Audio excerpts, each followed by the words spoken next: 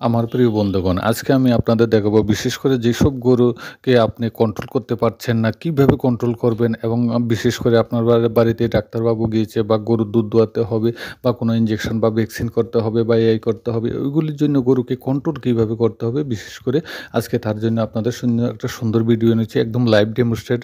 এবং এখানে দেখুন আমি যখন গিয়েছিলাম তাদের বাড়িতে তখন দেখছি গরুটাকে প্রথম দেখুন কিভাবে ফার্মারে বাঁধছে।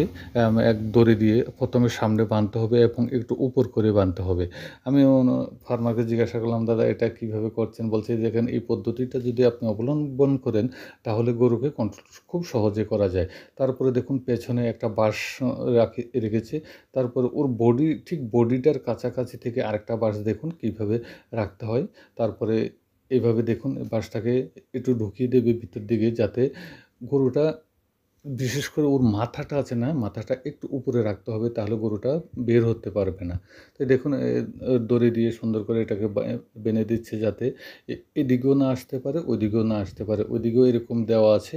তো এইভাবে টিন আকারে যদি আপনি ওর গরুর পেছন সাইডে যদি ২ টা বাঁশ গাড়ান, সামনে যদি এরকম একটা গাছ থাকে, গাছ না থাকলে আপনি একটা বাঁশ দিয়ে যদি এইভাবে আটকিয়ে রাখুন, একদম ফুল আপনাদের দেখাচ্ছি ওই সাইডটাও কীরকম আছে। দেখুন এইভাবে একটা কাঠের ছিল, কাঠটা থেকে দেখুন আপনাদের ভালোভাবে দেখাচ্ছি।